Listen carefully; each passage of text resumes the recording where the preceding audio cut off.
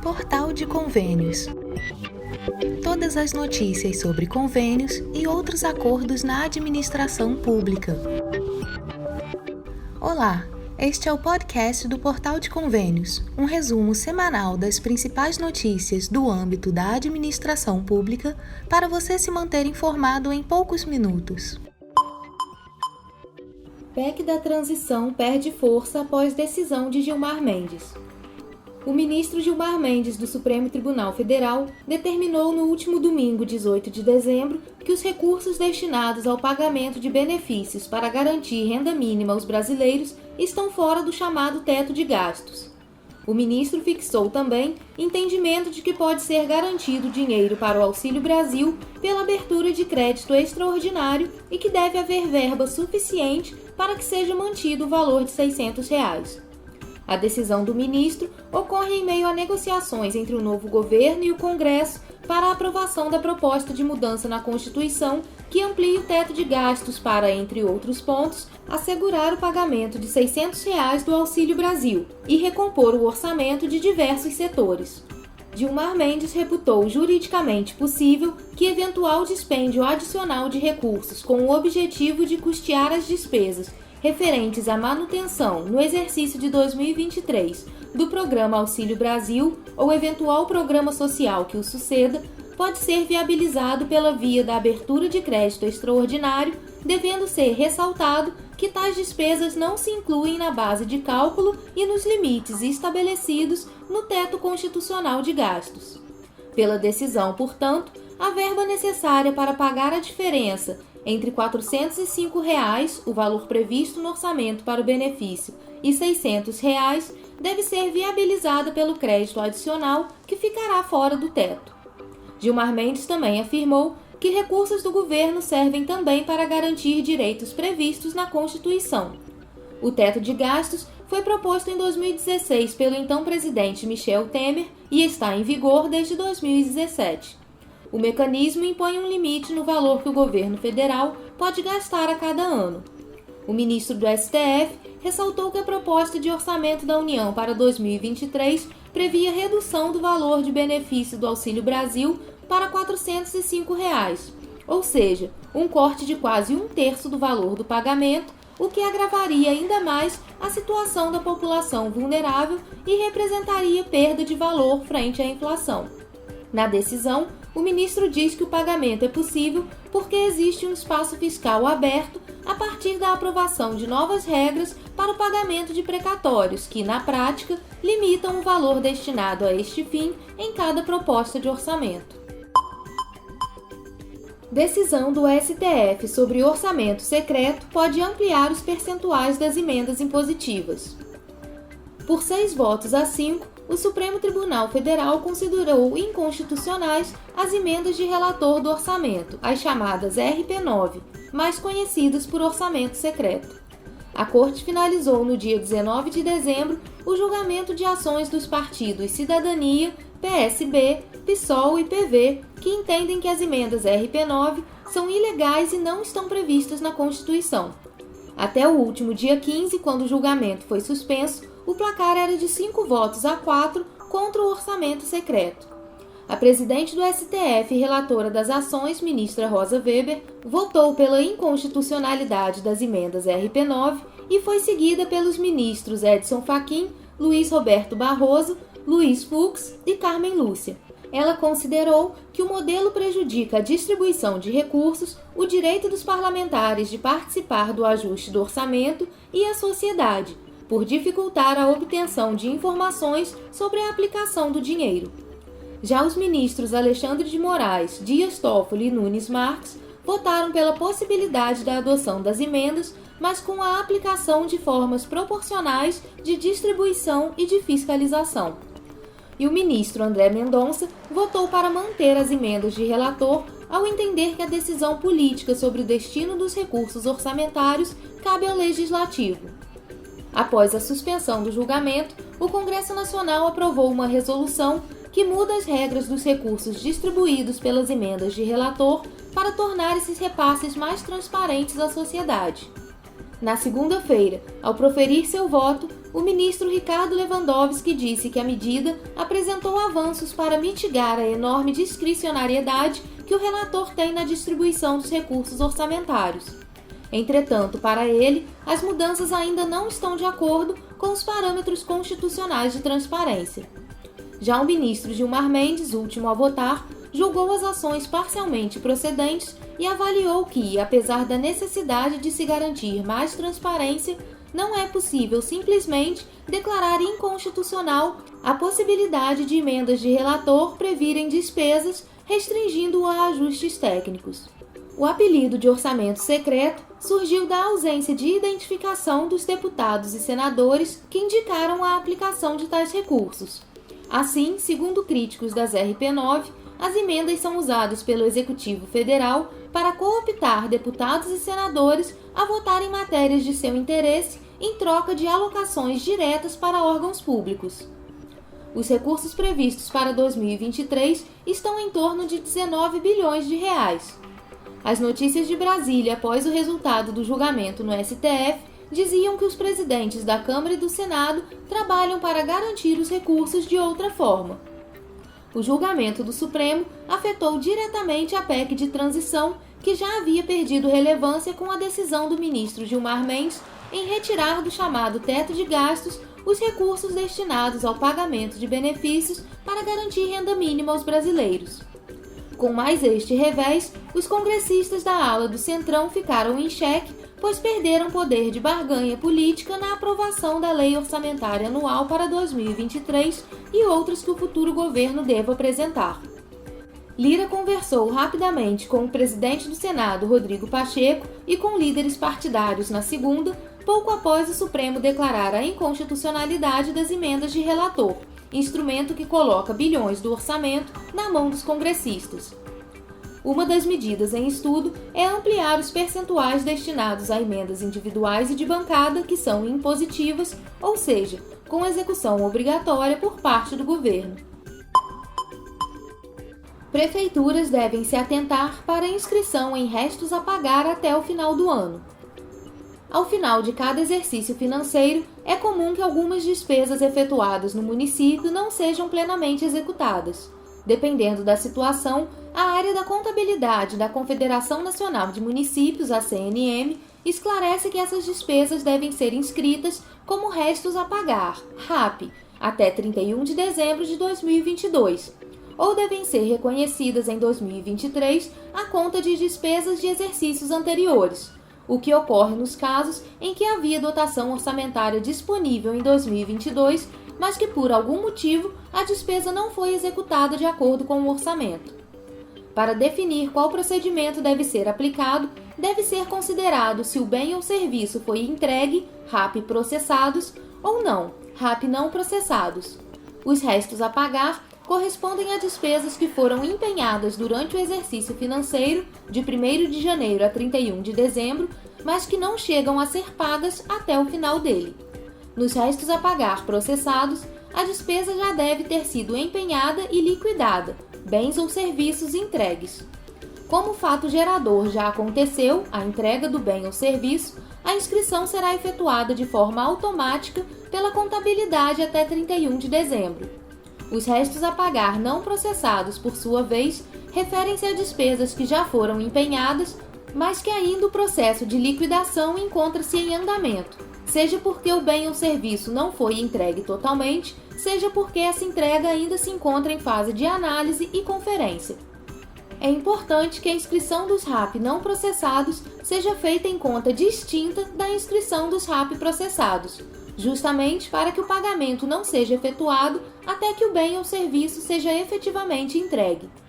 Com a reestruturação do plano de contas aplicado ao setor público, todo o controle envolvendo os restos a pagar, inscrição, cancelamento e pagamento deverá ser feito em contas de natureza de informação orçamentária, utilizando as contas de classe 5, planejamento do orçamento, e de classe 6, execução do orçamento.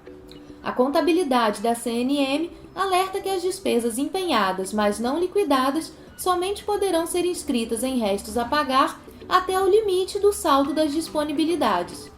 Na utilização da disponibilidade de caixa, são considerados os recursos e as despesas compromissadas a pagar até o final do exercício, ressalvado o disposto no artigo 42 da Lei de Responsabilidade Fiscal, quando for o caso. Saiba como fazer monitoramento do uso de bens no sistema SIG-MDH. O Ministério da Mulher, da Família e dos Direitos Humanos divulgou no dia 20 de dezembro comunicado sobre a realização do monitoramento de uso de bens doados aos conselhos tutelares.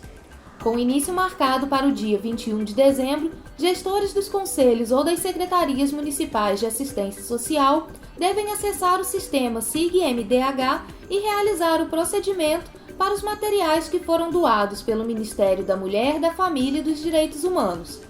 A prestação de informações no monitoramento se encerrará em 17 de fevereiro de 2023, abrangendo qualquer tipo de bem móvel doado e entregue para a instituição a partir do dia 1º de janeiro de 2019 até o dia 31 de dezembro de 2021.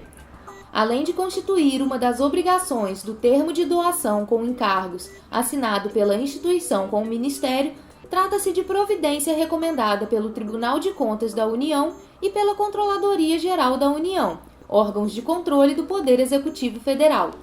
Neste sentido, caso não seja realizada esta ação no sistema, o ente federado poderá ficar sem receber novos benefícios como este, até que seja sanada a pendência de monitorar no sistema SIG os bens recebidos. O Ministério divulgou também na Portaria número 2469, em 23 de novembro de 2022, os critérios e procedimentos para a prestação das informações, que será efetuada de forma eletrônica mediante a utilização do sistema SIG-MDH com as senhas de que as instituições já possuem em nome do dirigente máximo e de seu representante legal. A prestação de informações será feita sobre a última doação recebida, caso a instituição tenha recebido mais de uma, e é feita no sistema SIG de duas maneiras conjuntas e ao mesmo tempo: anexação de documentos e respostas a questões de múltipla escolha. O Portal Convênios separou um passo a passo para que os gestores realizem este procedimento no sistema. Confira acessando portalconvênios.com.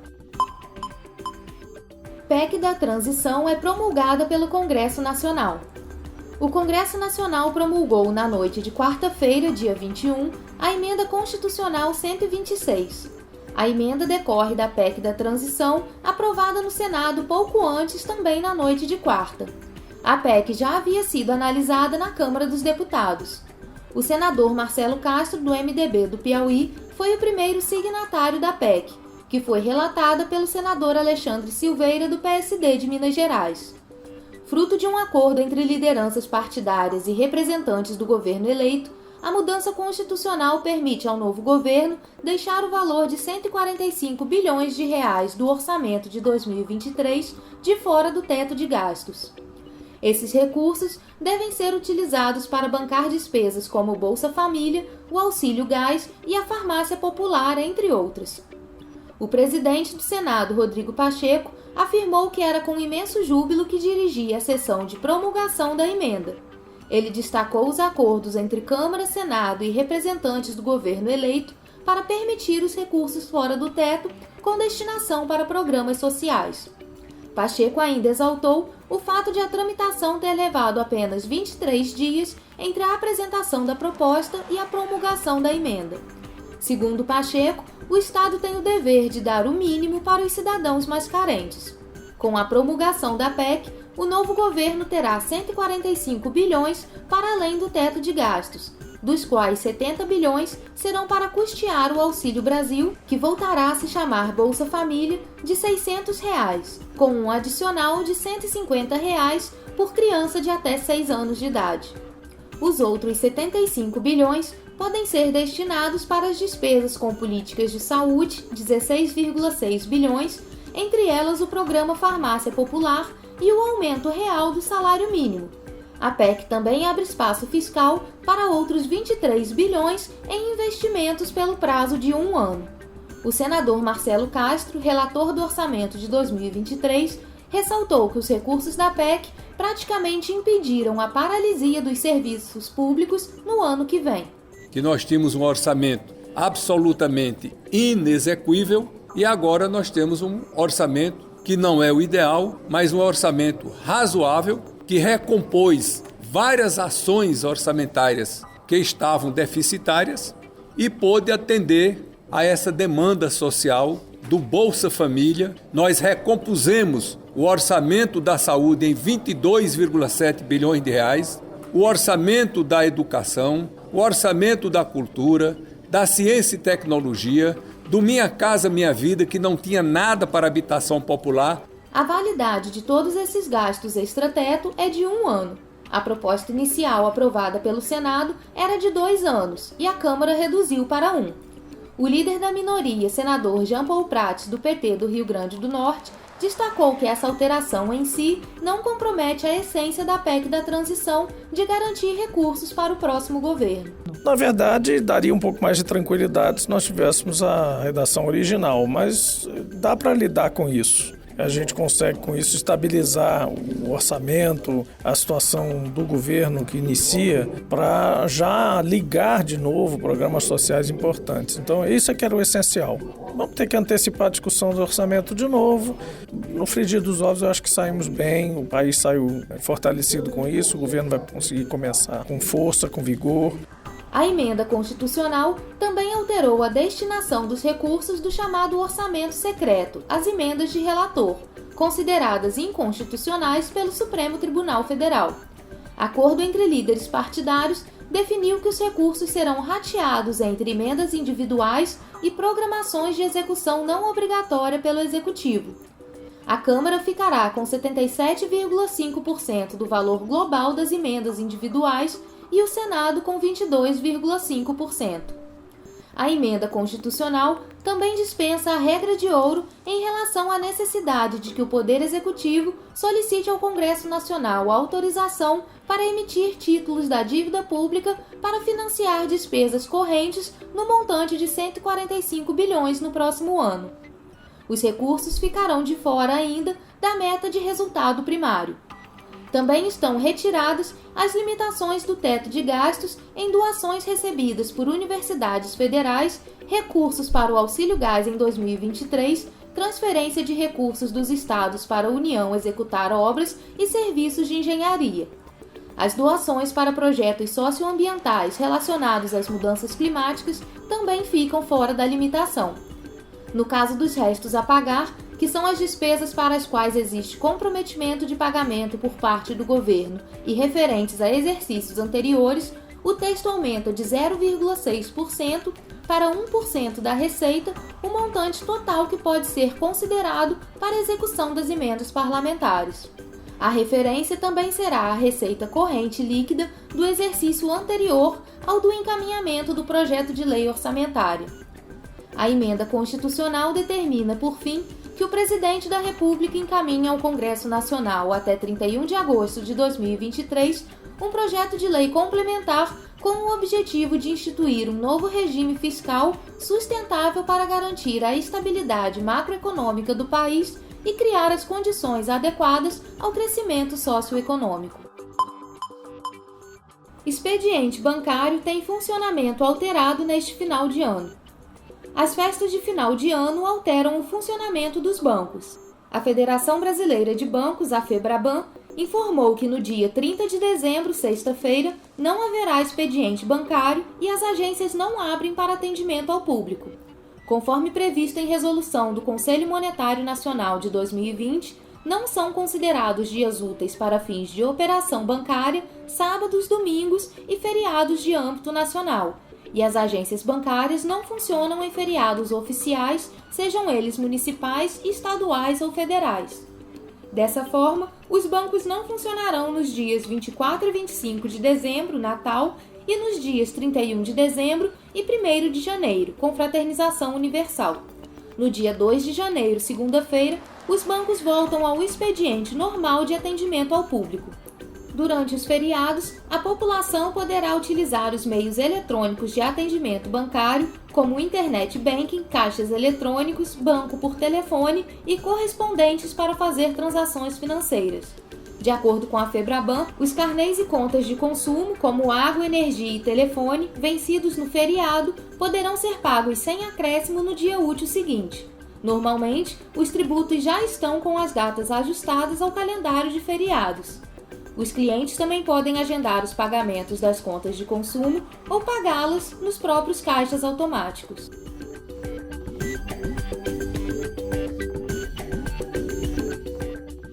Você ouviu mais um podcast do Portal de Convênios, te atualizando sobre projetos, prazos e ações em administração pública.